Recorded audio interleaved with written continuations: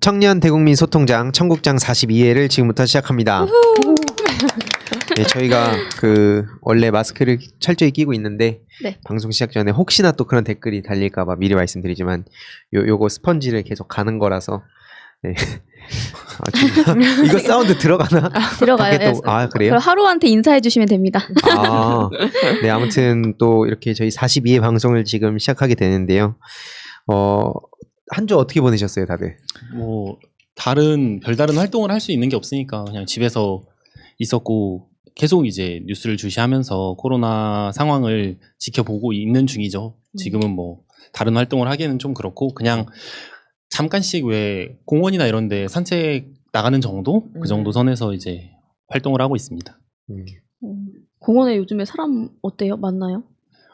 제가 주로 2시에서 3시쯤 나왔는데 그때는 사실 요즘 날씨가 굉장히 더워서 예, 그때는 사람이 많이 없었는데 그게 코로나 때문인 건지 아니면 무더위 때문인 건지는 정확히 모르겠어요. 그게 겹쳐갖고 맞습니다. 그냥 걸어다녀도 땀 엄청 나더라고요. 여기 마스크까지 끼니까. 맞아요. 너무 습하고 답답하고 코로나가 내년 연말 정도에 끝날 수 있을 것 같다는 전문가들 의견이 계속 나오고 있잖아요. 그래가지고 이거를 지금 3분의 1 정도밖에 안 왔는데 벌써부터 이렇게 지치고 그리고 또 다른 사람들이 막 협조적이지 않은 사람들이 있잖아요. 일부 사람들 때문에 더 화도 많이 나고 이러는 것 같아요. 네. 제 친구는 결혼식이었는데 못 갔어요. 못 갔는데 그리고 나서 딱 집에서 이제 계속 밖에 있었거든요. 주말 동안. 근데 SNS 보니까 친구들 여행 인증샷 막 보내더라고. 그리고 SNS에 올리기도 하고 막 자랑하고. 그러면 희두님 뭐라고 하세요? 이 시국에? 뭐 아니 하세요? 싸우죠. 싸우는데 그 친구들은 이제 그렇게 얘기하는 거예요. 정치병 걸렸다. 프로 불편러다. 선비다 막 이러면서. 짜증나가지고 진짜. 저 아는 분이 이번 주말에 빠지 간다는 거예요. 그래서 그건 진짜 아니라고 취소하라고 이래가지고 뭐 취소 수수료가 뭐 많이 드네 마네 이런 얘기하는데 너무 어이가 없는 거예요. 너무 안전 불감증인가? 이런 생각도 들고. 그럴 때는 합리적인 안이 있어요. 그 수수료를 주시면 돼요. 제가요? 네. 그러면 취소할 겁니다. 국가에 또 큰 일을 하시는 거기 때문에. 타령님 뭐 하셨어요? 네, 저도 딱 8월 15일 이전에 이제 광화문 집회가 있기 전에 잡혔던 약속들이 다 취소가 되고 다행히 제 친구 이제 지인분들 이런 분들이 이 상황에 대한 이해를 그래도 좀 해주시는 덕분에 이제 저도 최대한 외출을 삼가하고 집에 있었고요.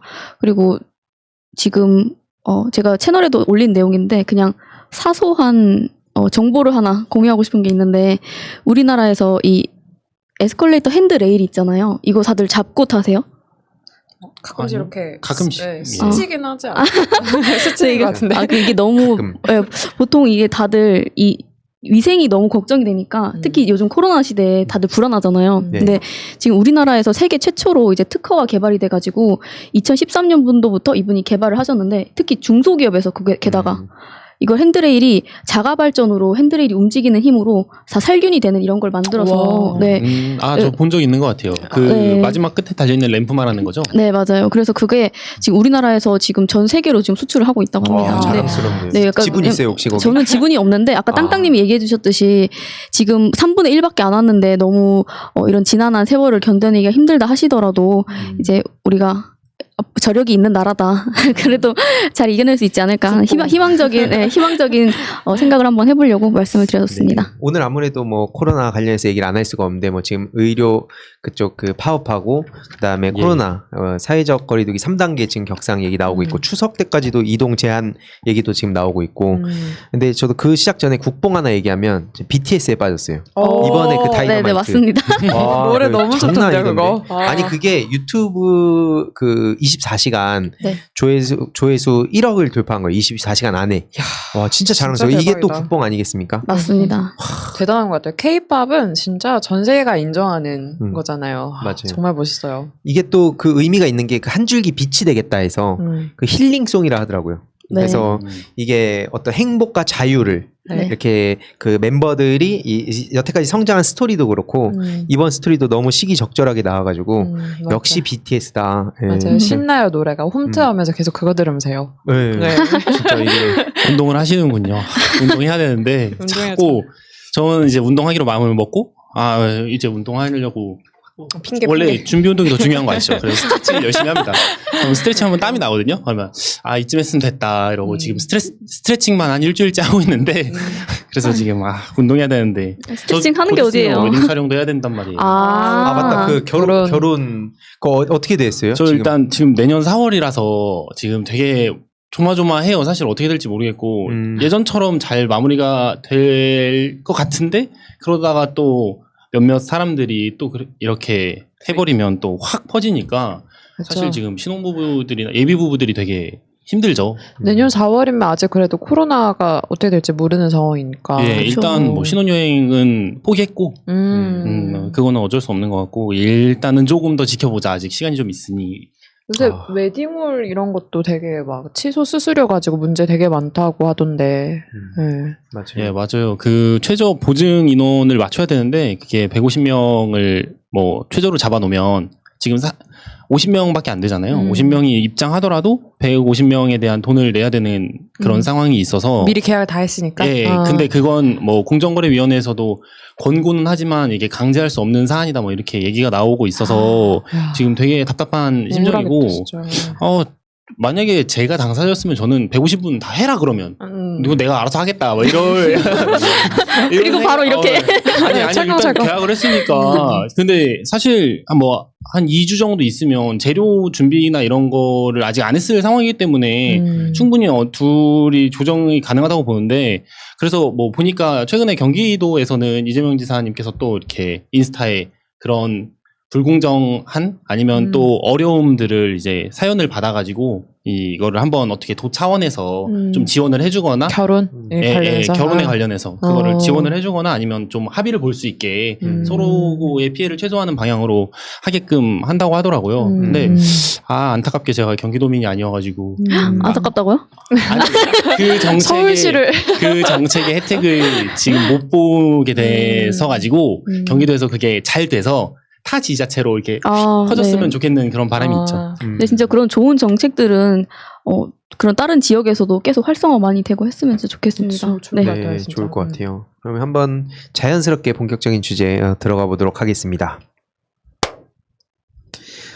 어떤 분이 댓글에 막 모기 잡는 거냐고 하시는데, 네, 그 지금 비유적자. 이게 되게 참. 그러니까 저도 오늘 주신 라이브에서 했던 얘기가 뭐냐면 저도 그거 준비하면서 찾아보니까 스포츠법 최근에 그 찬호님 혹시 축구 좋아하세요? 그 챔피언스 리그 결승전이 있었다더라고요. 근데 저는 사실 축구를 그렇게 좋아하진 않아서 주로 하이라이트 위주로. 저도 사실 안 90분을 좋아해서 그냥 물어봤어요. 너무 누가 보시지 않을까요? 아니, 그러니까 나 찬우님은 뭔가 상이 되게 축구 좋아할 상 같아 보였는데. 무슨 상이에요 그게? 축구 좋아할 상. 하긴 했었는데 한번 심하게 다친 다음에 뭔가 이제 거리 두기를 좀 시작해가지고 예 그렇습니다. 여기서 사실 축구 좋아하는 사람 없는 거네요. 아니 제가 궁금해갖고 그러니까 왜 그러냐면 홍대 그 펍에 40명 제한을 했대요. 그러니까 나름 거리두기를 유지하겠다 하면서 40명이 들어갔는데 그 기자 취재에 따르면 기자 2명하고 그 직원 2명 빼고는 다 마스크 안 하고 다닥다닥 붙어갖고 그걸 봤다는 거예요. 다른 펍도 마찬가지고 심지어 홍대 신촌 이런 데 젊은 청년들이 밤에 그 거리에서 이렇게 노상이라고 하죠.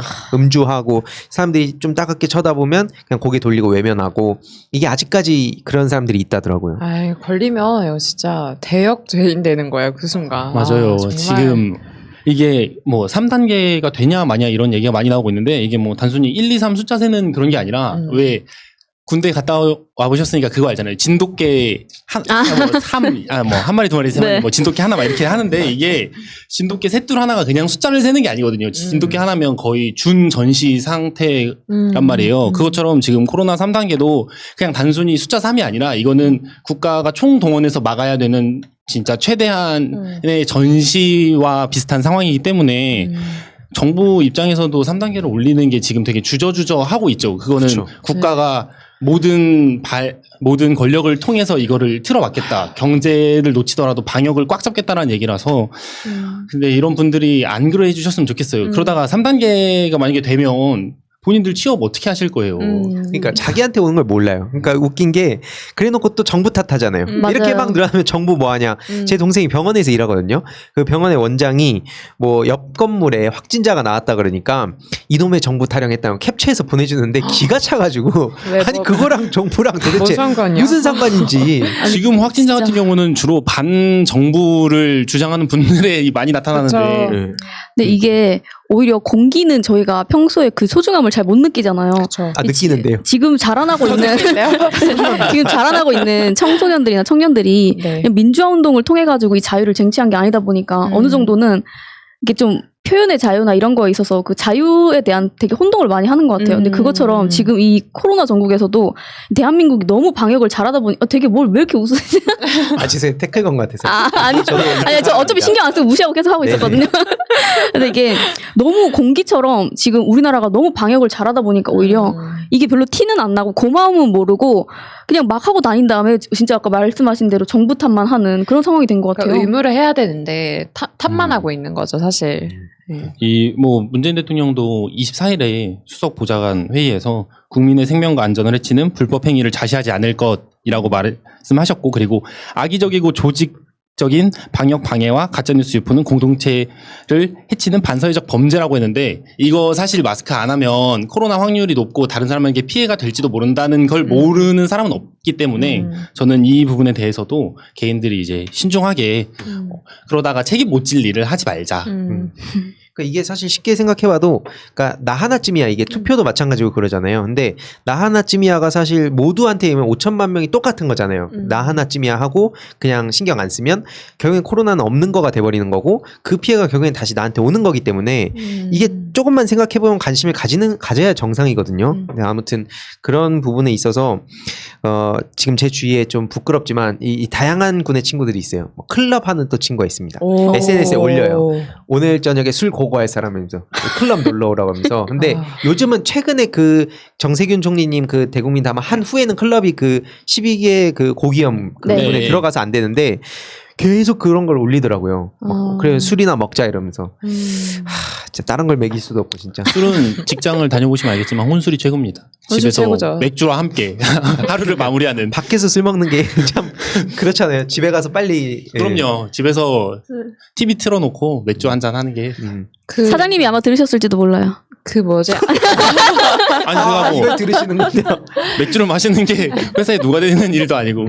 그 저 친구 중에는 이 아기를 키우고 있는 친구가 있는데 아무래도 아이가 있으면 더 걱정을 하게 되잖아요. 그러니까 그쵸. 조그만한 아이니까. 그러다 보니까 맘카페 같은 거를 하는데 그 친구도 거기서는 집콕하는 거 사진 같은 거 서로 공유하고 올리고 막 그렇게 한대요. 그러니까 뭔가 지켜야 될 대상이 있으면 또 달라지나 봐요. 그렇게. 이게 그렇게 되면 정말 다행이라고 저는 생각을 하는데 오히려 그렇지 않은 경우도 굉장히 많고 그게 그냥 이기주의로 빠지게 되는 경우도 있어서 저는 걱정이죠. 그렇게 그 친구가 그렇게 변하셨다고 공동체를 생각하는 쪽으로 발전적인 방향으로 변하셨다고 한다면 전 정말 원래 다행이라고 아이를 키우는 엄마들은 진짜 그런 것 같아요. 보면. 아빠들도. 아빠들도 네. 이제 맞아요. 아버지를 앞두고 있기 때문에 뭐 갑자기 무슨 말씀을 하시는 거예요? 가장 여기서 가장 빨리 부모님의 네. 마음을 이제 아무래도 네. 남의 얘기가 아니니까. 음. 아니 근데 진짜 그게 참 딜레마인 게 뭐냐면 요즘 청년들이 그 소확행, 그러니까 그 소확행 한때 유행했었잖아요. 소소하지만 확실한 행복이라면서 여행 다니기. 그러니까 지금 청년들이 좋아하는 것들이 다 막혀버렸어요. PC방, 맞아. 뭐 클럽, 노래방. 헌팅포차, 노래방, 다. 코인 노래방 네, 이런 코인 거 노래방 다 그런 거 다 막혔어. 막혀가지고 사실 청년들이 그 분노하고 답답해하고 이런 건 이해하는데 그 어떻게 보면 이게 여행이든 언제든지 갈 수 있는 건데 그럼요. 그런 불편함이라든지 이런 어떤 답답함보다 전 진짜 의료진 분들 보면 진짜 너무 가슴이 아프거든요. 뭐 맞아요. 이따가 또 다른 그 의료계 쪽의 학생들 얘기를 좀 하겠지만 그분들 전신에 그 무장을 하시고 이 더운 날에 그런 거 보면서 또 조롱도 당하고 참 이게 의료진 분들을 생각해서라도 우리가 절대로 그렇게 좀 쉽게 생각해서 안 된다 이런 말씀 드리고 싶은데 좀 의료계 파업 자연스럽게 좀 얘기를 넘어가 보면 지금 좀 되게 오래 이 얘기가 나오고 있잖아요. 좀 어떻게 보세요, 다들? 일단 저는 처음에는 좀 감정적으로 접근했던 게 맞는 것 같아요. 아니 뭐 이 시국에 자기들 밥그릇 챙기기 아니야? 라고는 일단 그거를 전제로 한 상태에서 좀 안 좋게 보다가 최근에 그 주장들에 대해서 좀 깊게 좀 생각을 해보고 거기에 하는 주장도 한번 들어보고 하면서 이 사람들이 지금 이런 코로나가 확산 시기라서 되게 의료계들이 더 큰 비판을 받고 있기는 하지만 그분들 주장에서도 분명히 우리들이 새겨들어야 할 부분은 있다라는 생각이 들었어요. 저는. 오늘 8월 25일자로 그 정권 연장을 위한 싱크탱크 새날 그 코너에서 이거에 대해서 되게 전문적이고 자세하게 그 이상구 박사님께서 얘기를 해주셨는데 제가 이제 그 방송을 봤어요. 이걸 혹시 안 보신 분들이 계시다면은 그걸 먼저 보고 이렇게 얘기를 들으시면은 이거 나갔다가요? 네. 이걸 내가- 보고 그걸 보고 들으셔야죠. 그걸 보고 들으면 거꾸로. 아니, 근데 왜냐면 일단 당연히 저도 왜냐면 이게 대립하는 사이에서 한쪽은 한쪽 방향으로만 얘기하고 이게 평행선이 달리다 보면 이 접점을 만들 수가 없잖아요. 근데 저도 이 내용에 대해서 자세히 모를 때에는 이번에 뭐 한약 을 처방하는 거에 있어서 뭐 부과를 한다 안 한다 이런 문제도 있고 되게 복잡하게 바라보고 있었는데 그냥 이상구 박사님께서 이제 그런 거는 사실 중요한 게 아닌데 의료계에서 이제 그 프레임 전환이라고 해야 될까요? 이제 그런 것 때문에 이제 이런 저런 걸 다 넣어서 악법이라는 프레임으로 만들어서 그런 걸 하는 거라고 얘기를 해주시고 굉장히 명확하고 간단하게 좀 얘기를 해주셔서 되게 잘 들었는데 뭐냐면 그분께서는 어쨌든 이제 의료계 판정패라고 얘기를 하신 거예요. 왜냐면 국민들의 마음을 잡을 수 없다면 어쨌든 이미 패배를 한 거고. 근데 저도 그 찬호님 말씀하신 것처럼 제가 의료 서비스를 소비하는 입장에서도 제가 이때까지 생각했던 것들이 의사들한테는 어려움이 되는 지점이 있었겠구나 하는 것들도 있더라고요. 맞아요. 이번 파업 같은 경우는 사실 의사들은 되게 파업을 하는 걸 이례적인 상황이잖아요. 이 정도로 길게 한 이렇게 20년 만에. 많은 인원이 하는 건 처음인데, 그러니까 의사수를 증원하자는 정부의 입장은 저는 이해를 해요. 어찌됐든 OECD 저도요. 국가에서 가장 낮은 의사 수를 가지고 있는 거잖아요. 근데 지금 시점에서 그러니까 정부와 의사협회가 둘 다 조금 조율이 필요한 게 지금 코로나 전선이라고 표현을 하잖아요. 이 시국에는 둘 다 조금 조율을 해서 국민의 안전을 최전선으로 생각을 하는 게 가장 저는 좋다고 생각을 하고, 그리고 정부의 어떤 대책에 대해서도 뭐 예컨대 지방에 관련된 그런 것도 조금 조율이 필요한 것 같아요. 그런 정책을 서로 보완을 해가면서. 근데 이제 그거는 의사를 증원하는 것 자체는 불가피한 거라고 생각이 되고 이게 예전부터 오늘날 있었던 문제가 갑자기 튀어나온 문제가 아니고 계속해서 있었는데 저는 이제 의사분들한테 짚어드리고 싶은 문제가 뭐냐면 왜냐면 이게 제가 하는 워딩이 아니고요. 이상구 박사님께서 사회성이라는 단어를 언급을 하셨어요. 이제 그분들이 이제 암기 위주의 교육을 통해서 공부를 잘하고 시험을 잘 쳐서 의사가 된 분들이지 사회 전반적인 거에 대한 이해나 이런 게 좀 낮다는 식으로 얘기를 하셨는데 근데 본인이 아무리 그렇다고 하더라도 자기들이 뽑은 이제 대표가 있잖아요.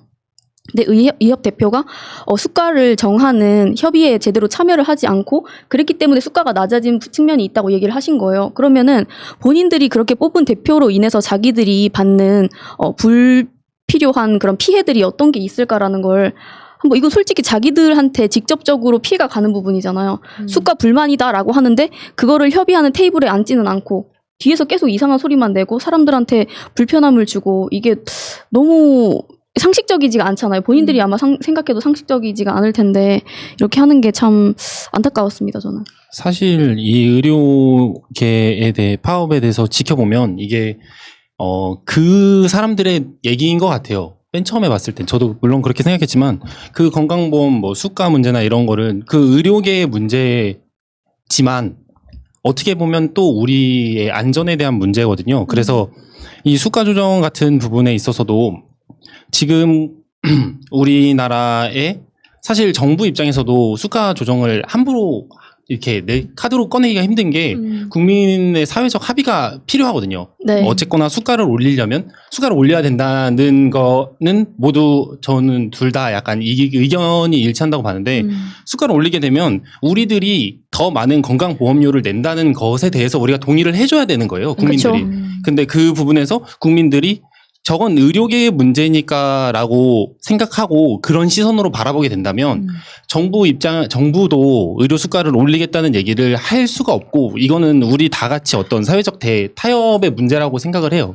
그래서 이 수가를 적정선에서 조정을 하고 지금 우리나라가 외국에 비해서 OECD 평균에 비해서 의사수는 부족하지만 또 생산성은 엄청 높거든요. 네. 그러니까 외국 의사들이 하루에 20회 정도 진료를 할 때 우리나라는 60회에서 80회 정도 진료를 했거든요. 맞아요. 그게 건강보험 수가가 낮으니까 양치기 하는 건데 사실 그 양치기를 하면서 우리도 알잖아요. 병원 가서 우리가 거기에 들어가서 진료받고 나오기까지의 그 과정들, 뭐, 어디 아파서 오셨어요? 뭐 약 지어줄 테니까 가세요. 뭐 이런 식의 그런 거 말고 외국처럼 한 사람에게 오랜 시간을 투자할 수 있는 의료를 만들고 싶다면 우리가 정말 이 수가 문제부터 시작해서 어떤 우리도 여기에 테이블 바깥에 있는 게 아니라 테이블 안에 있는 주체다라는 생각을 좀 해야 될 것 같아요. 네, 맞습니다. 국민 개개인이 테이블에 앉아있는 사람이라는 네, 의식을 그쵸. 가져야 된다는 거죠. 저는 근데 시점이 지금 되게 아쉬운 것 같아요. 맞아요. 지금 그거는. 이런 시점에서 정부와 의사협회가 대립구도로 계속 가고 있으면 피해를 보는 건 어쩔 수 없이 국민. 아픈 서민들, 그러니까 어디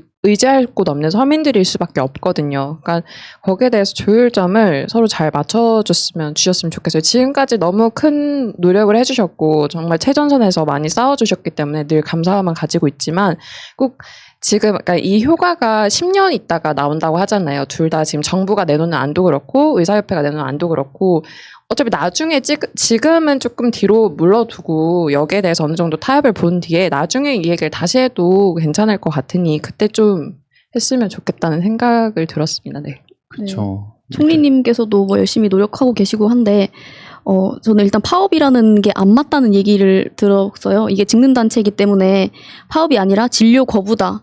저는 그 말이 좀 맞다고 생각이 되더라고요. 뭐 그것도 그렇고 아까 땅땅님께서는 이제 그분들이 일선에서 정말 코로나 시국에 열심히 노력해 주셨는데 지금 와가지고 그렇게 하는 게 아니고 저는 의사분들 중에도 지금 이 중간에서 예를 들어서 뭐 이상구 박사님이나 여기 뭐 정변님처럼 굉장히 조율을 하고 싶어 하시고 해결안을 도출하고 싶어 하는 분이 또 계시고 그렇죠. 본인의 그분들이 따로 계시다고 저는 좀 생각을 해요. 그래서 몇 분 때문에 지금 남아서 진료 거부를 하지 않는 의사들은 상대적으로 지금 엄청 힘든 시기에 계시게 돼버리는 거고 저는 좀 많이 네 이게 좀 어느 정도는 좀 잘잘못이 있는 부분이 있다고 생각이 되는 게 이게 어떻게 보면 좀 다 자기 특권 의식에서 나온 거잖아요.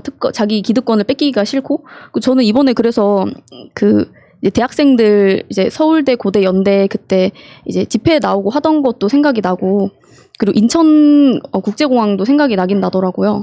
근데 이게 가만히 생각을 해보면 지금 의대생들 중에 예를 들어서 일배하는 사람이 굉장히 많다더라 이런 얘기를 저희가 뭐 오늘 갑자기 들은 건 아니잖아요. 근데 그분들이 진짜 단순히 뭐 이거 검사도 비슷한 문제겠지만 암기 위주의 교육에 특화됐다는 이유 하나로 사람의 생명을 그렇게 안전을 담보로 그 사람들이 그렇게 할 수 있는 권리가 있느냐 생각해보면 없잖아요.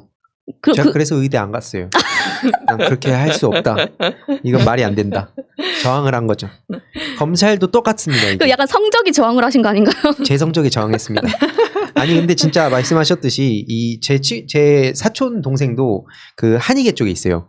이번에 연락이 와서 엄청 속상하다고 왜 그러냐 그러니까 뭐 아시겠지만 이 한의계 엄청 무시하잖아요. 네. 그쵸. 근데 뭐 의사 수 포함하려고 그럴 때는 한의사 막 포함해가지고 얘기하고 가짜 뉴스 되게 심각하대요 지금. 맞습니다. 근데 이게 그 친구도 스피커가 없다 보니까 하소연을 해서 저한테 이것 좀 얘기해달라고 뭐 수십 장을 뭘 보냈어요. 그래서 못 얘기하겠어요. 너무 어려운데 이거는 제가 좀 정리를 해서 좀 오면서 쭉 봤는데 하나도 기억이 안 나요. 근데 확실한 건 진짜 심각하게 가짜 뉴스를 뿌리고 있다. 네. 그래서 그 얘기는 좀 전했습니다. 뭐 핵심 전한 거죠. 아니 이게 너무 지금 어디든 심한 거 아니에요? 죄송합니다. 제가 아니 너무 어려워요 사실. 근데- 이 용어도 그렇고 어렵죠. 사실. 네 맞습니다. 뭐 의료 용어도 되게 어렵고. 맞아요. 그거 어려워. 뭐가 어쨌다 저쨌다 얘기해야 되는데 솔직히 모르겠어요. 그렇다고 여기서 그걸 막 쭉 읽잖아요. 그러면 다 나가실걸요. 근데 오히려 저는 이번에 약간 집단지성의 힘이라고 해야 되나? 이게 국민의 안전을 담보로 이런 행해지는 일이다 보니까 많은 분들께서 저는 이 댓글이나 커뮤니티에서 돌아다니는 많은 분들의 의견이 이제 우리가 당신들한테 동의를 못 해주고 공감을 못 해주는 게 니네가 니네 목숨 담보로 해서 하는 파업이 아니고 남의 목숨을 담보로 해서 하는 진료 거부니까 동의를 못 해주겠다 이런 되게 뭔가 논리 정연하고 너무 공감 가는 말들이 되게 많으시더라고요. 아마 새날을 청취하시는 분들께서는 충분히 이미 그런 생각을 다 하고 계시겠지만 진짜 이때까지 왜냐면 저희가 뭐 푸나님께서 저는 하시는 말씀에 공감이 많이 되는 게 태도 문제라고 얘기를 하시거든요. 자기의 의견을 이게 개진을 하려고 어쨌든 합의점을 찾으려고 이렇게 파업을 하는 거잖아요. 왜냐면 그렇게 그렇게 하지 않으면 사람들이 들어주지 않으니까 눈길을 끌고 관심을 끌려고 하는 건데 그게 너무나 잘못된 방법이라는 거죠. 지금은 솔직히 그분들이 예를 들어서 이 전철 다니는 거 파업 한 번만 해도 얼마나 불평불만을 했을 사람들일까 생각을 해보면 좀 너무 이율배반적이지 않나 그런 생각이 들었습니다. 일단 뭐 그리고 일단은 사실은 이 문제의 핵심은 지역과 서울의 대도시 간의 의료 격차가 벌어지고 있다가 핵심인 거고 그 뭐 전국 지자체의 40%가 응급 취약 지역이다 뭐 이런 얘기가 나오고 있으니까 근데 저는 이 부분에서 예전에 그 진주 의료원 네. 폐업시켰던 네. 그 분들도 반성을 할 지점이 있다 분명히 있다. 사실 공공의료 서비스가 이건 말 그대로 공공이기 때문에 어떤 시장의 경제 논리로서는 안 되거든요. 뭐 당연히 공공의료원이 적자를 볼 수 있죠. 사실 거기는 이윤 극대화가 제일의 목표가 아니라 그렇죠. 그 지역 사람들의 건강 증진이 제일의 목표이기 때문에 뭐 적자 날 수도 있죠. 근데 그 적자 나는 거를 이유로 그리고 뭐 귀족 노조를 이유로 그렇게 공공 의료를 해체시켜 왔던 게 사실 지금에서 좀 문제가 되는 측면이 분명히 있다. 저는 그렇게 생각합니다. 약간 그렇게 정리가 되는 것 같아요. 뭐냐면 그 좀 인상 깊었던 막 이렇게 댓글인데, 그러니까 의사로서의 존경도 받고 싶고 또 돈도 벌고 싶고 이 두 가지 다 가져가고 싶은데 차라리 돈을 벌겠다고 대놓고 얘기해라. 네. 그러니까 자꾸 겉으로는 사람들의 존경을 얻고 싶어하면서 아닌 척하면서 그렇게 돈 벌려는 속셈 숨기지 말고 다 보이니까 그냥 그걸 얘기해라. 뭐 그게 잘못된 건 아니니까 뭐 그런 얘기가 좀 있었는데 아무튼 그 자연스럽게 전 그 얘기를 하고 싶어요. 뭐냐면 그 아까 의료 그 협회 회장 막 박치기하고 그러잖아요. 그러니까 우리가 거기에 그 안에 있는 사람들도 이 안에서 투표에 참여하지 않아서 그런 리더가 생겼을 때 불이익 받게 되는 대중들의 외면을 당하게 되고 이게 아마 자연스럽게 2부 얘기랑 이어질 것 같아요. 정치에 우리가 무관심하게 됐을 때 어떤 결과를 이렇게 불러오게 되고 우리는 그러므로 어떻게 해야 되는지 또 주위에는 청년들이 요즘 정치에 관심이 있는지 없는지 이런 것들을 저희가 한번 같이 얘기를 해보도록 하겠습니다. 네, 그 자연스럽게 그 투표의 중요성이죠, 사실 또. 근데 그렇죠. 뭐 여기 계신 분들은 당연히 투표를 하셨겠지만 좀 어때요? 주위에 뭐 이번 총선도 얼마 전이었는데 다들 투표는 한 것 같아요? 네, 저 주변에 그 투표율이 상당히 좀 높아진 것 같아요. 네, 정치 관심 많아진 친구들이 많은 것 같기는 해요. 근데 이게 계기점이 확실히 있다고 저는 생각을 하는데 첫째로 세월호 사건이 한번 큰 계기점이 됐던 것 같고 그리고 탄핵 전국 두 가지를 겪으면서 각자의 좀 정치 효능감이라고 해야 될까요? 본인이 어떻게 나섰을 때 세상이 바뀔 수 있다는 걸 느끼면서 그게 자연스럽게 투표를 행사하는 그런 일로 이렇게 계속 연장선상에 있었던 것 같아요. 다른 분들은 좀 어떠세요?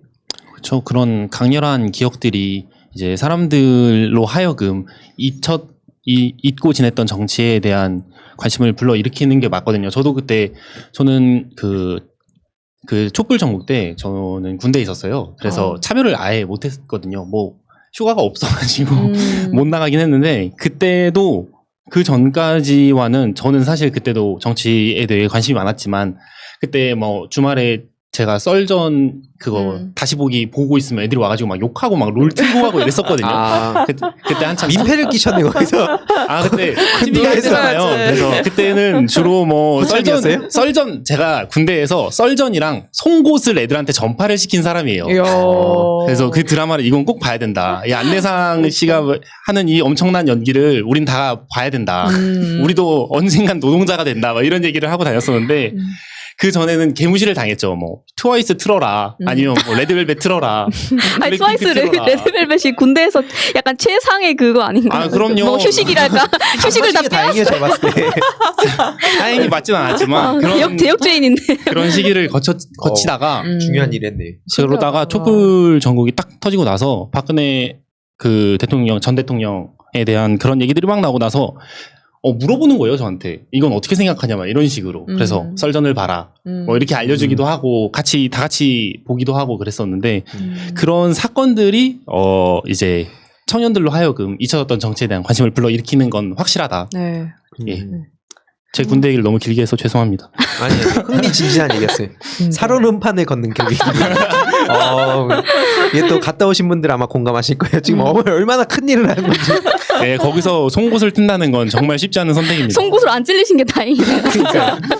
달태랑님 좀 어떠세요? 주인? 저는 좀 제 주변에는 안타깝게도 이제 그런 사건들을 계기로 변화가 그렇게 크게 생기지는 않았고, 그리고 뭐 이렇게 제가 관심이 있는 편이다 보니까, 근데 다들 그렇지 않으세요? 뭔가 내가 관심이 있는 거를 주변 친구들은 아니까 너 어때라고 물어보면 그런 거를 신경을 쓰고 대답을 하는 거죠. 예를 들면 땅땅님께서도 이제 주변 정치에 관심 없는 친구들한테 질문을 할 때 예를 들어서 너는 정치에 왜 관심이 없어? 라던가 아니면 정치에 관심 없는 사람들은 왜 그럴까라고 물어보게 되면 이런 직접적인 질문을 던지면 뭔가 자기가 공격받는다고 느끼거나 좀 무시당한다고 생각할 수도 있을 것 같아요. 그래서 저는 그렇게 직접적으로 하지 않고 예를 들어서 어떤 뭐 기사를 하나 이렇게 툭 던져본다던가 이렇게 그런 반응을 좀 보거든요. 근데 또 소득 주도 성장에서 이런 거 막 하고 하는 거. 아니 그런 건 아니죠. 그런 이제 복잡한 거는 애초에 이제 관심이 많이 없을 분들이고 그렇게 하는데 예를 들어서 한 번씩은 이쪽에 저도 가깝다 이렇게 굉장히 중립이고 정치에 관심은 없지만 그래도 제가 촛불 집회 계속 나가고 이런 거를 인정해주고 하는 친구도 어떤 사안들에 있어서는 제가 뉴스를 예를 들어서 이거 뭐 이렇게 보여주면 거기에 대한 돌아오는 반응이 제가 정말 생각하지도 못했던 그런 무조건 정부 탓을 예를 들어서 한다거나 약간 그런 게 좀 있었어요. 그래서 이게 정치에 대한 무관심은 진짜 쉽게 바뀌는 게 좀 아니구나 이런 생각도 많이 들었고 아까 그 땅땅님이 친구분 얘기해 주신 것처럼 이제 임신을 해서 이제 저한테 본인은 그렇게 얘기를 하더라고요. 이제 내가 애를 가져보니까 주변을 좀 돌아보게 된 것 같아 하면서 이렇게 했어요. 근데 제가 그때가 뭐냐면 노아벳 그 한창 할 때였어요. 저는 약간 그런 거 보이면 세월호 몇 번이고 서명하고 보일 때마다 약간 서명하고 다니는 편이거든요. 그래서 노아벨을 막 서명을 하고 있었는데 친구가 이제 막 이렇게 이제 만나기로 한 친구가 오는 거예요. 그래서 제가 이거 땡땡아 너도 서명해 이렇게 하니까 됐어 빨리 와 하면서 이제 제가 하는 것도 싫은가 봐요. 그런 게. 그러니까 모르겠어요. 그래서 이게 주변을 돌아보는 게 이미 한 거 아니에요? 칠레를. 내가 했어. 내가 그래서- 이것도 다 했어. 빨리 와. 빨리 와. 그래서 저는 노아베. 좀 안타까웠다. 근데 이제 좀 그나마 희망적인 거는 이번에 대전에 있던 큰 유니클로가 이제 갔다는 거. 가셨다. 거기 가셨다. 네. 제가 잘 알죠. 제가 대전 출신이기 때문에 거기는 만남의 광장으로 통하던 한겨레 집 바로 옆에 그래요.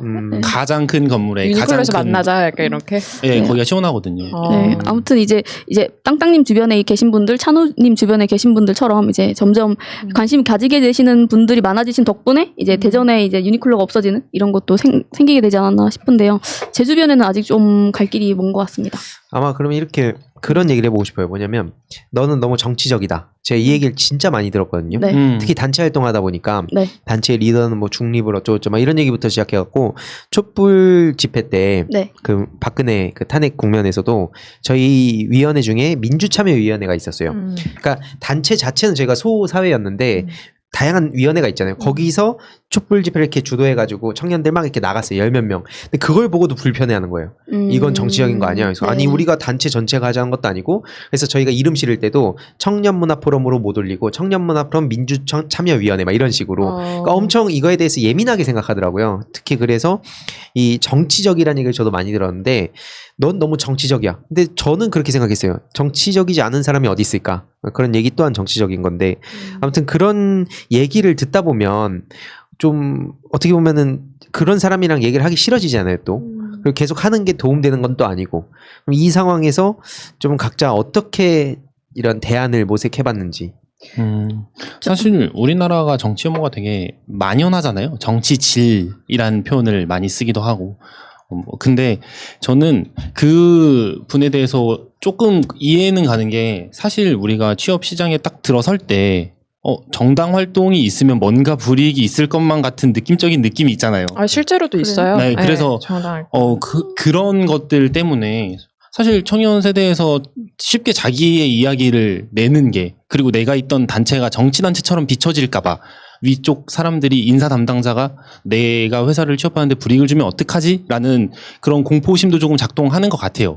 그래서 만약에 지금 보고 계신 분들이 회사의 인사 담당 쪽에 계시다면 그런 분들이 정치 단체에 참여 이력을 보고 사람을 거르는 순간 청년들의 정치 참여는 더 멀어진다라고 일단 말씀을 드리고 싶고, 약간 성교육이랑 비슷한 것 같아요. 이게 어릴 때부터 교육을 시켜야 되는데 교육을 안 시키고 뭐 계속 냅두게 되면 점점 그런 음지의 지식들이 이제 전파가 되는 거죠. 그래서 왜 야동으로 성교육을 배운 사람들이 가장 위험하다고 하잖아요. 그런 것처럼 정치도 조금 좀 교육이 문턱이 좀 낮아져야 하지 않나 그런 생각을 합니다.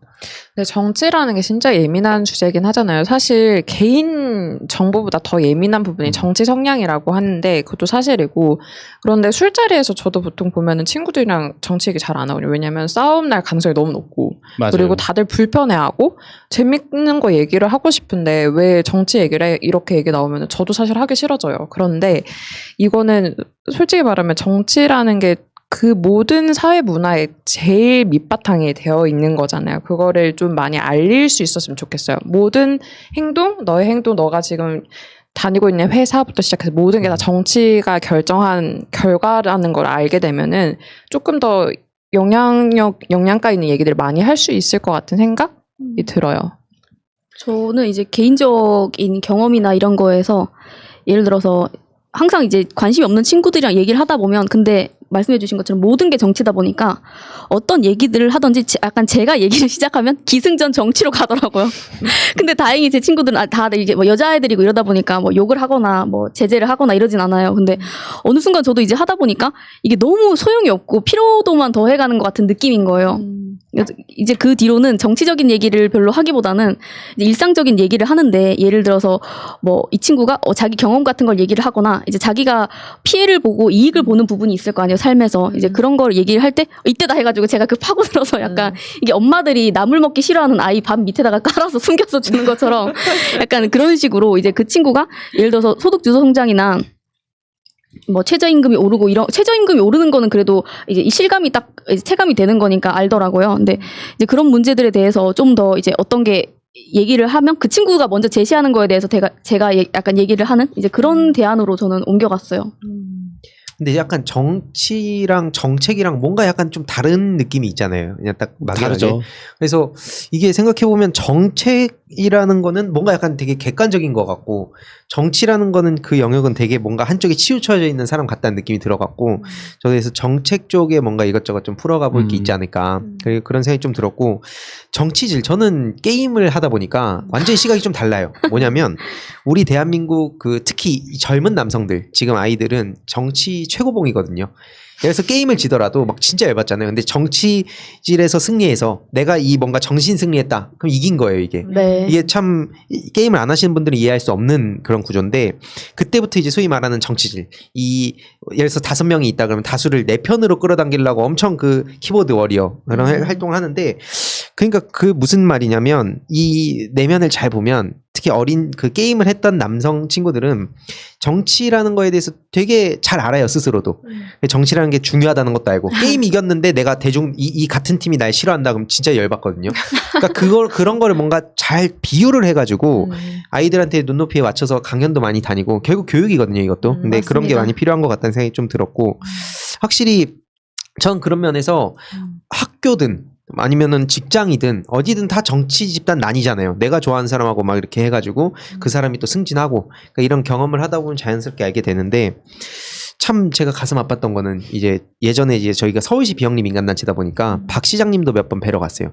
그거 가지고도 또 너무 이제 싫어하는 거예요. 그냥 왜 보러 가냐. 그래서 시장님이 편향돼 있다고 생각을 해서 그런 그쵸. 거예요. 이미 그냥 그 젊은 친구들한테는 이제 뭐 이렇게 호불호가 확 갈리는 그 정치인이다 보니까 네. 참 그런 거 보면서 저도 이제 그런 게 아니라 서울시에서 만약에 무슨 행사를 해서 직접 와주신 건데 엄청 힘든 거잖아요. 그쵸. 근데도 그냥 정치인이 오면 꺼려하는 이 문제에 대해서 확실히 제가 그렇다고 앞에 말씀 주셨듯이 이 친구의 미래까지 봤을 때 우리 단체가 너무 정치 단체로 가면 안 된다 해서 그때 제가 기계적 중립을 진짜 잘 맞췄거든요. 정말 다양한 분들을 막 고문으로도 모시고 했는데 그때 질려서 아 이건 기계적 중립은 애초에 허구다 이런 생각을 좀 했던 것 같습니다. 네, 요즘은 다들 약간 저 친구들도 그렇고 난 진보도 싫고 보수도 싫어 이러는 애들이 많아요. 그러니까 정치인들 다 똑같은 거 아니야? 정치인들 누가 되든 상관없지 않아? 그러니까 말씀하신 대로 정치 질은 질렸고 이제 저희 세대가 봤었을 때는 다 똑같아. 다 자기들 뭐 밥그릇 싸움에 이렇게 생각을 하고 근데 이거를 타파할 수 있는 방법 중에 하나는 진짜 피부에 와닿는 정책들을 잘 내야 돼요. 그러는 순간 그쪽에 있는 정치인을 한 번 더 보게 되는 것 같아요. 예컨대 뭐 재난소득 이런 것도 다들 이제 거기선 다 알잖아요. 누가 그걸 실행을 하고 있고 이런 거에 대해서 잘 아니까 그런 정책들을 잘 알고 그리고 실리를 추구하는 세대이기 때문에 2030 세대 자체가 좀 개인의 생활을 중시하고 이러는 경향이 너무 강해서 그쪽을 조금 치중해서 많이 맞추는 게 좋은 것 같아요. 그리고 뭐 청년들이 야 니네 너무 정치에 무관심한 거 아니냐고 말하기에는 지금 청년들의 생존 경쟁이 굉장히 심각한 상태다. 그렇죠. 특히 코로나 이후에 취업 시장이 정말 좁아져서 그 상반기 취업 시장은 거의 신천지 때문에 날아갔고 지금 하반기 취업 시장은 뭐 지금 광화문 집회와 뭐 사랑제일교회 때문에 거의 날아간 상황에서 지금 뭐 청년 실업률이 거의 4명 중에 1명이 실업자인 정도까지 된 상태거든요. 그래서 그런 부분에 있어서도 청년들의 어려움을 니네 왜 정치에 관심 안 가져라고 단순히 말하기보다는 청년들이 그런 어려움이 가지고 있다. 일단 생존의 문제에 직면해 있다는 사실을 조금 인지해 주셨으면 좋겠고 그리고 사실 우리가 그렇게 진보와 보수의 둘 다 혐오감을 갖는 건 어떻게 보면 일종의 양당제에 대한 피해가 아닐까? 그러니까 나를 대변해주는 정당이 우리나라에 존재하지 않는다라는 생각 때문에 정치에서 좀 멀어지는 경향도 분명히 있다. 저는 그렇게 생각을 해요. 지금 그 새로운 길을 파려는 사람 중에 이제 진모 씨 제가 뭐 굳이 언급을 하긴 싫은데 열심히 파더라고요. 진짜 너무 진하게 언급하시는 대단하다. 아니 진짜 열심히 파거든요. 아. 근데 가다 그분이 너무 갔어요. 성재준 씨를 막 언급하고 볼만한 유튜버라면서 뭐 지식의 칼, 뭐 윤서인 TV 이런 데 얘기하는데 그분 가셨죠. 이번에 흑서를 예, 거기 발간했더라고요. 조국 뭐 흑서를. 발간했는데 그러니까 그것만 보더라도 이게 어떤 정반합, 그러니까 쉽게 말해서 그 제3의 길을 자꾸 오래전부터 이런 흐름이 있었지만 확실히 이게 쉽지도 않은 것 같고 특히 유튜브에선 전 불가능하다고 예전부터 얘기를 했거든요. 그런 중도 합리적 보수 뭐 이런 거가 애초에 허구라고 생각을 하고 그런 얘기를 하고 싶어요. 뭐냐면 최근에 제가 이제 민주연구원 그 이해찬 대표님 고별사를 해서 이제 식사 오찬을 한번 했었는데 그때 그런 쭉 그 역사 수배당했을 때 막 그런 말씀하시는 거예요. 그러니까 아까 뭐 자유 얘기하셨지만 자유에 대해서 굉장히 중요하게 생각하셨고 그때 당시에 청년들의 가치의 제일의 가치는 자유였죠. 그 군사 정권에서 어떻게든 벗어나는 것 그것이 예를 들어서 지금 우리는 뭐 스펙 쌓고 뭐 취업하는 것이 가장 많은 청년들의 고민이라면 그때 이제 자유였고 결국엔 그 자유를 얻어내는 데 있어서 엄청난 그 희생과 그 시간이 소요됐고 자연스럽게 기성세대가 됐고 근데 지금 청년과 그때 청년의 자유에 대한 인식은 정말 다르다고 생각해요. 그리고 흔히 말하는 또 여기서 끼어들어서 그 자칭 보수 세력들의 그 신자유주의 거기서 자꾸 쓰는 그 경제적 자유와 우리가 흔히 생각하던 이 자유들이 막 충돌해버리면서 너무 복잡해갖고 제가 당이나 뭐 여기저기다 이제 요청을 했던 것도 자유에 대한 강의가 필요하다. 그래서 좀 학자분들, 전문가분들이 자유에 대한 얘기를 하다 보면 자연스럽게 오늘날 청년들이 생각하는 자유가 어떤 자유인지 그리고 그 기성세대분들, 586분들에 대한 어떤 꼰대 프레임도 많이 좀 벗어나지 않을까. 그러니까 아까 뭐 공기의 소중함 평소에 모르듯이 자유도 평소에 이렇게 우리가 당연한 표현의 자유를 누리니까 고마움을 모르는 거예요. 근데 그거에 대해서 다시 한번 각인할 필요가 있다 생각하고 그게 이제 역사 교육도 되겠죠. 아무튼 그런 게 정말 시급하다고 생각이 들었습니다. 네, 근데 50, 60 세대가 2030을 봤었을 때 얘네 왜 이렇게 관심이 없어 정치 이런 생각이 들 법도 한 것 같아요. 왜냐하면 그때 당시 그렇죠. 586 세대는 민주화라는 공통된 가치가 있었잖아요. 그걸 쟁취하기 위해서 정말 싸웠고 이런 세대이기 때문에 요새 애들이 본인들 잘 살겠다고 스펙 쌓고 뭐 공부하고 본인의 어떤 경쟁 사회에서 내몰린 상황에서 정치에 관심 없는 거 어떻게 저럴 수 있지? 이렇게 이해가 안 되실 것 같긴 해요. 근데 세대가 정말 많이 달라졌어요. 우리는 민주화를 위해서 어떻게 막 목숨 바쳐서 한 세대가 아니기 때문에 그거를 잘 공감할 수 없는 세대기도 하고 역사로만 배웠기 때문에 그런 점은 좀 세대 차이가 나기는 하죠, 확실히. 맞아요. 이 자유랑 저는 또 저희가 다음 시간에 이런저런 얘기를 해봤으면 좋겠는 게 자유, 뭐 공정, 정의. 그러니까 기존의 조국 전 법무장관님 그때 한창 반대한다던 서울대생들부터 시작해가지고 촛불 들고 나왔는데 지금 박덕흠 씨 스트레이트 뭐 또 이거 갖고 고소한다고 난리치고 있는데 보도 보고 제가 기가 차더라고요. 서울시 막 그 피감기관이잖아요. 그 국토위가. 근데 거기서 압박을 해서 자기 아들 회사에다가 400억 그러니까 일가 5개 회사인가요? 거기다가 400억 가량의 수주를 해주고 그냥 기술 사용료로만 해서 33억인가? 뭐 아무튼 30몇 억을 그렇게 그냥 받았대요. 아무것도 안 하고. 아니 이거야말로 진짜 불공정한 구조인데 여기에선 아무 얘기도 안 하고 역시 빼놓을 수 없는 게 나경원. 네. 나경원 얘기하면 재밌어요. 나는 왜 나경원이 저는 나경원 씨에 대해서 또 얘기를 할 수밖에 없는데 12차례 고발 당했는데 아직까지도 깜깜무소식이죠. 근데 이거는 아까 말씀드렸듯이 이제 이상구 박사님께서도 얘기를 하시다가 지금 의료계에서는 뭐 악법을 이제 배제한다고 지금 그분들이 주장을 하고 계신데 이제 그렇게 들고 나왔던 분이 나경원이라고 얘기하면서도 나경원 씨 얘기가 나오더라고요. 이제 그때 공수처 빠지는 곳이 없으시네요. 네, 공수처랑 이제 선거법이랑 그때 당시에 검경 수석본부장 등등을 해서 4대 악법이라고 하지 않았냐. 마치 그것처럼 이 악이라고 부르는 거가 이제 의료계에서 이게 정부가 굉장히 잘못하는 것처럼 하게 보이게 만드는 단어를 일부러 워딩을 골라 쓰는 거라고 얘기하시더라고요. 근데 박덕흠 의원처럼 이 진짜 청년들이 분노하는 시점들이 있어요. 지점들인데 그러니까 정의롭고 공정한 이 사회 문제에 대해서 진짜 공평한 경쟁이 되지 않으면은 정말 많이 분노하는 것 같아요. 조 전 장관 사건 때도 그렇게 많은 사람들이 다 얘기가 다 달랐던 이유가 그리고 청년 세대에서도 분노 지점이 확실하게 정치 관심 없는 친구들도 많았던 이유가 본인들이 겉으로 봤었을 땐 이게 뭔가 불공정하다는 느낌이 들었던 것 같아요. 그 친구들 딴에는. 그리고 그것 때문에 프레임도 많이 씌이기도 했죠. 근데 저는 궁금한 게 그 공정이라는 잣대가 왜 그렇게 선택적으로 적용이 되는지 전 그게 좀 궁금하거든요. 그렇죠. 아까 모두에게 말씀하셨듯이- 분노해야 되는 지점이에요. 그거는. 그러니까 네. 아니 박덕흠 씨 같은 경우에는 저는 그 박덕흠 의원 특별법을 만들었으면 좋겠어요. 그렇게 특이하게 아주 그 과도하신 분들은 좀 이렇게 핀셋으로 찝듯이 찝어내가지고 그런 선례들을 만들어야 국회의원들이 솔선수범해야 되는 사람이지 권력을 누리자고 특권의식을 가지고 그렇게 하는 게 아니잖아요. 저는 그런 분들을 권력이라고 부르는 것 자체도 저는 불만인 게 권력이 아니라 권한이잖아요. 자기에게 그 선거를 선출돼서 자기가 가지고 있는 그 힘을 이 국민들을 위해서 쓰는 거라고 지금 대리하라고 잠시 동안 빌려주는 거란 말이에요. 근데 거기다 자꾸 권력이다 뭐 이런 식으로 붙여주니까 진짜 권력인 줄 알고 그거를 악용하고 이러는 거죠. 왜 그 최근에 경기도에서 4급 이상 고위공직자들 그 뭐 부동산 다주택자 그거랑 부동산 배지 신탁제가 나왔는데 저는 이 부분이 최소한 국회에서는 부동산 백지 신탁제가 도입돼야 되지 않나. 왜냐하면 어떻게 보면 주식보다 더 큰 수익을 얻을 수 있는 게 부동산이다 보니 그런 부분에 대해서 이해 충돌이 되지 않도록 부동산 백지 신탁이 국회에서도 빨리 도입돼야 되지 않을까 그런 생각을 해봅니다. 가장 다른 데는 다 돼도 거기는 안 될 것 같아요. 국회. 다른 데는 다 돼도 거기 절대 안 할 것 같아요. 거기는 입법기관이거든요. 본인들을 절대 통과시켜주지 진짜 않을 거예요. 이 자체가 얼마나 양심 없는 건지에 대해서 누가 찬반했는지 봐야 되는데 아예 막 표결도 안 하잖아요. 그렇게 언플에서 예를 들어서 반대를 했던 것도 막상 표결장 들어가면 안 해요. 그러니까 이게 그 결과 안 남기려고 아주 야비한 것들이죠. 절대 안 되죠. 진짜 그 보좌진 축소 뭐 세비 삭감 이런 것도 통과가 안 되는데 부동산 절대 안 돼요. 절대. 본인들의 뭐 쌓아온 축적 재산이고 분대. 근데 권력기관인데 거기에 대해서 어떤 권한을 준 건 진짜 말 그대로 국민이에요. 그거를 잘 잊으시는 것 같긴 해요. 그거를 남용하고 계신 거죠, 솔직히.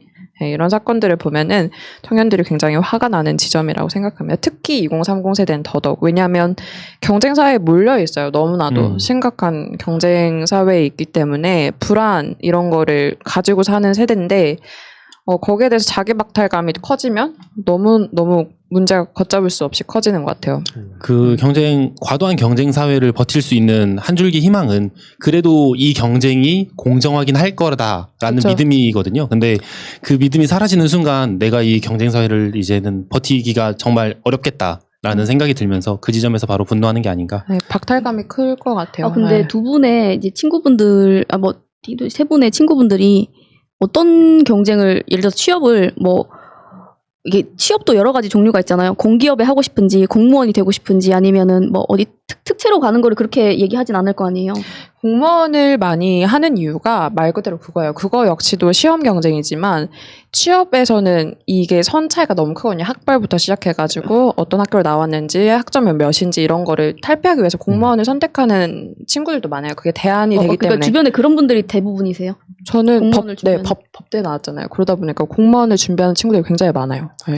일단 제 친구들은 주로 관광업계 종사자들이 많은데 지금 굉장히 힘들어하고 있고 그 사람들 친구들한테 전화해가지고 너 요새 취업 준비 어떻게 되냐가 물어보는 게 사실은 되게 민폐라고 생각을 해서 네, 맞아요. 그거 요새 네. 그 불문 절대 물어봐 안 그래서 돼요. 절대 물어보지 않았습니다. 눈치 챙겼습니다. 저도 참 포럼하면서 진짜 많은 다양한 친구들 보면서 이제 수백 명, 여태까지 누적해보면 이제 수천 명 친구들 만난 것 같아요. 다양한, 그래서 그걸 보면서 느꼈던 게 뭐냐면 결국에는 이게 저는 인문학 철학이 진짜 중요하다 생각하는 게 자신을 네. 돌아봐야 되거든요. 모든 시작이. 그러니까 내가 어떤 거에 대해서 불공정하다고 하려면 나 또한 어떻게 그런 경우가 없는지, 그리고 중요한 것은 진짜 이 얘기는 다음번에 좀 더 많이 해봤으면 좋겠지만 이 공정이란 기준도 다 다르거든요. 그러니까 그거에 대해서 한번 저희가 제대로 한번 얘기를 해보는 시간을 가졌으면 좋겠습니다. 아무튼 오늘 그 주제는 여기까지 해야 될 것 같고, 일단은 아까 말씀 드렸듯이 정치에 관심을 가져야 된다. 이게 근데 강압적으로 해서는 안 된다. 이게 오늘의 결론인 것 같습니다. 아무튼 오늘 방송도 여기서 마치도록 하겠습니다. 감사합니다. 감사합니다.